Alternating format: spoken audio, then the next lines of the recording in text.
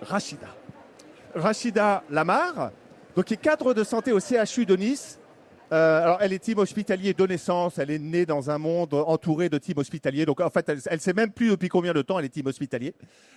Mais ça, elle sait par contre depuis combien de temps elle travaille au CHU de Nice. Ça fait 15 ans, je crois. Où est Rachida? Que je la vois. Rachida. Ah, elle est là, tu es ici. Tu rayonnes. Voilà. Et alors, je la remercie beaucoup parce qu'elle est venue de Nice. Elle s'est levée très tôt.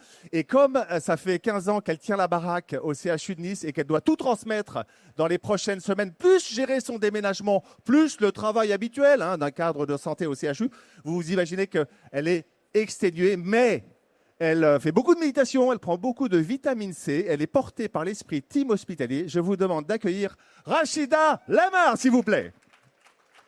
Alors Rachida, pour toi, on a fait un petit jingle qui reflète un peu ta personnalité qu'on va partager ensemble.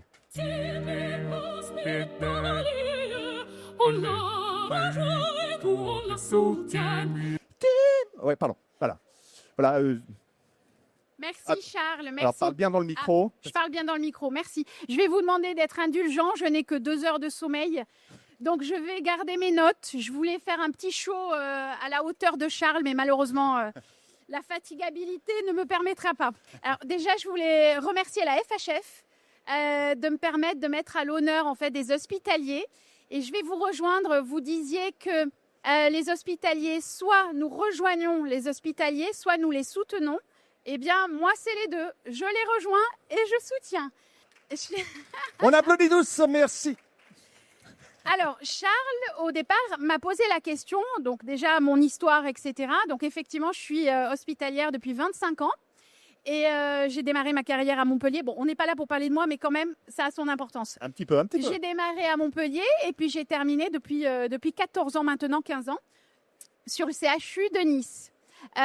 Pourquoi la fonction hospitalière? Effectivement, j'ai un milieu familial dans l'hospitalier et pour porter les valeurs de l'hospitalier, la neutralité, la continuité et également les missions que portent les centres hospitaliers universitaires que sont les soins, la recherche et l'enseignement.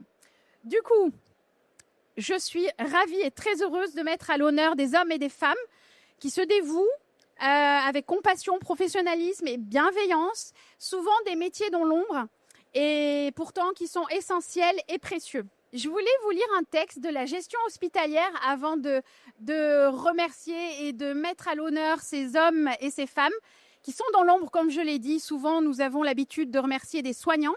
Nous avons l'habitude de mettre à l'honneur les métiers médicaux et paramédicaux. Et ces métiers-là, sont tout aussi essentiels. Ce texte qui est de la gestion hospitalière me paraît tellement criant de vérité et représentatif. L'hôpital est une aventure humaine où 1001 professions s'y côtoient, formant une nébuleuse qui s'étend à mesure qu'on l'observe. Gravitant autour du patient, comme je le disais, les soignants et les médecins sont les astres qui scintillent le plus. Il est alors important de mettre en lumière les acteurs méconnus de cette galaxie hospitalière. Vous le disiez, 24 heures sur 24, 7 jours sur 7, durant 365 jours de l'année, les agents s'affairent dans une rotation constante à leurs tâches respectives.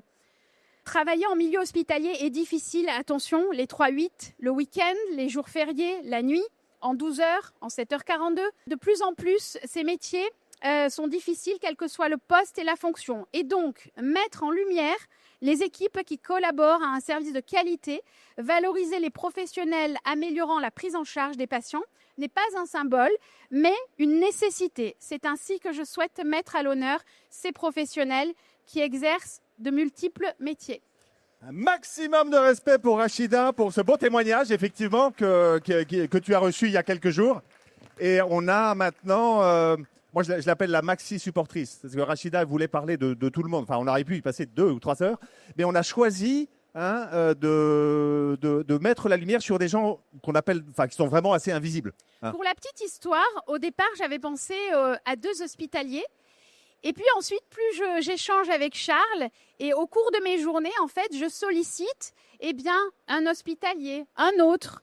Et je me dis, mais en fin de compte, tous ces métiers qui constituent cette fourmilière à l'hôpital est très importante et essentielle. Et puis, c'est pour ça que je souhaite les mettre à l'honneur. Et nous allons le faire tout de suite. Hein, les invisibles, on les appelle quand ça ne va pas. Alors, on va commencer par, c'est notre ami José. Tout à fait. José Gallego, notre informaticien, le seul et l'unique qui officie sur 14 sites. Il a près de 4000 appels par jour. Avec plus de 20 000 postes informatiques à peu près. Oui, on était à 50 000, mais voilà, mais c'est voilà. Enfin, c'est pas lui tout seul, mais enfin, c'est pour juste prendre conscience de ce que c'est que la gestion d'un parc informatique dans un CHU. Exactement. Et donc, le parc informatique est primordial puisque le dossier est informatisé. Nous avons de nombreux logiciels et d'ailleurs, j'ai pu voir Doctolib, de nombreux logiciels très importants. Donc, la maintenance est essentielle pour la visite médicale, paramédicale, la traçabilité dans le dossier. Donc, c'est un poste qui est très important, très, très essentiel et il est vraiment très réactif. Donc, un régulateur réceptionne l'ensemble des demandes et des appels. Donc, et puis ensuite, José apparaît pour solutionner le problème. On a notre Julien. Tu l'aimes beaucoup, celui-là? Je l'aime beaucoup. Julien Memento, je le dis très souvent, nous voulons tous un Julien Memento dans notre vie parce qu'il est plombier, électricien, climatiseur. Il règle les climatisations, tout.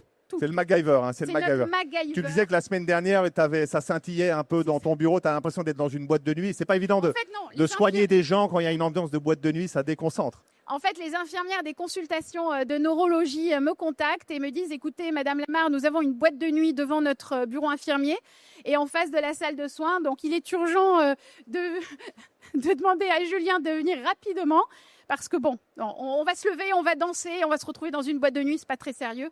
Donc il voilà, nous faut notre Memento. Alors, on a l'équipe de restauration.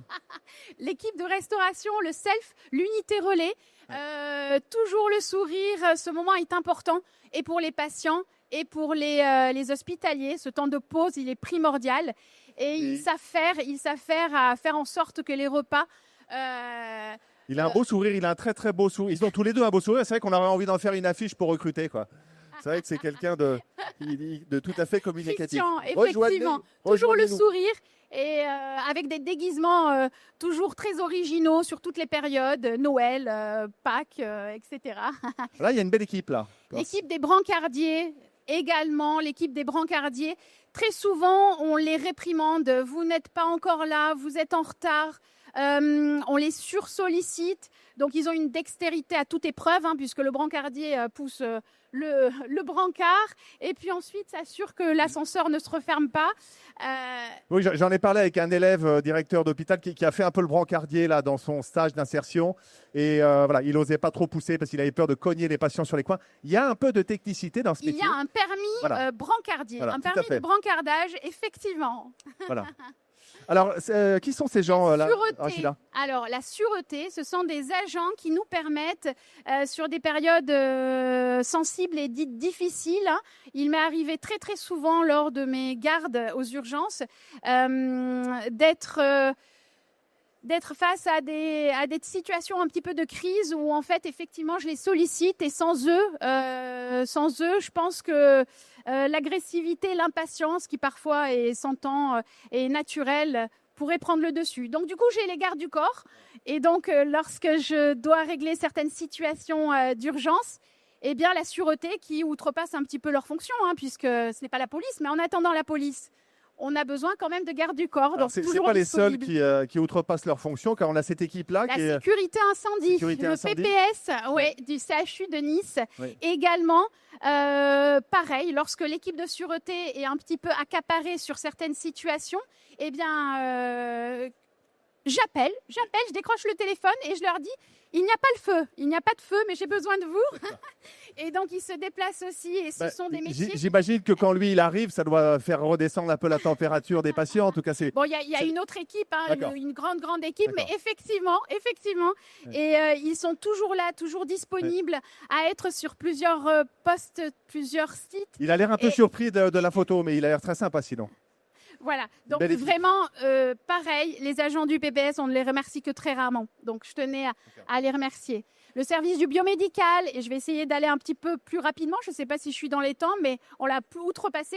Donc, le service du biomédical, également, il y a un nombre, tu dois voir, Charles, le nombre des appareils que nous avons. J'avais noté. Alors, les biomédicales, c'est les MacGyver du matos médical. Hein, je vulgarise. Alors, ça veut dire quoi, matos médical? Le nombre d'équipements en gestion au CHU de Nice, 22 607 équipements.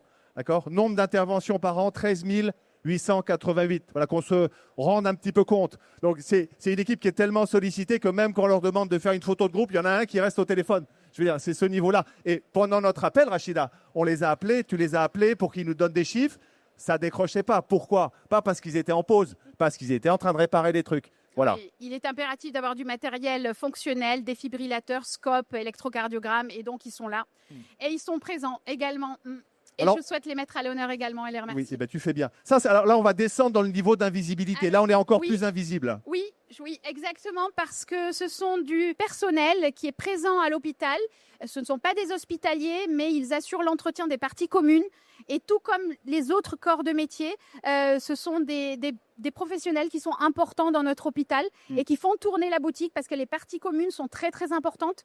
Et donc, ils assurent l'entretien. Et ce sont des agents qui parfois sont invisibles. Donc, très souvent, le personnel passe devant ces agents d'entretien qui assurent les parties communes sans forcément leur dire bonjour. Oui, on leur dit pas un bonjour. duo gentil, donc je les mets à l'honneur. Ouais. Là, on a aussi un nouvel invisible. Une petite infirmière qui s'est glissée derrière Richard. Oui. Richard, qui est un agent qui achemine les prélèvements biologiques au centre de collecte. Car je suis cadre de santé dans un service de neurologie où nous traitons la sclérose en plaques et les glioblastomes, et donc nous l'appelons très très souvent, lui et ses collègues, et donc toujours la glacière à la main et le sourire aux lèvres. Il est là à la seconde, et des allers-retours, et donc un nombre de kilométrage assez conséquent. Et pas trop Richard. de bonjour, pas trop de bonjour. Alors là, on est encore sur plus invisible, d'ailleurs tellement invisible qu'on la voit limite pas à la photo. Exactement, mais un service qui est important pour les patients, la télévision. Et en fait, Aïcha est à l'entrée de l'hôpital, et donc du coup, outre les renseignements concernant la télévision, qui est importante pour certains de nos patients qui sont hospitalisés et dont la durée moyenne de séjour s'allonge parfois de 3 jours à 4-5 jours, eh bien Aïcha, tout le monde s'arrête à son guichet. Pourquoi? Parce qu'elle est à l'entrée de l'hôpital. Et donc elle garde toujours le sourire et elle répond toujours à l'ensemble des renseignements. C'est un métier aussi, c'est une personne, un professionnel que je voulais mettre à l'honneur aussi.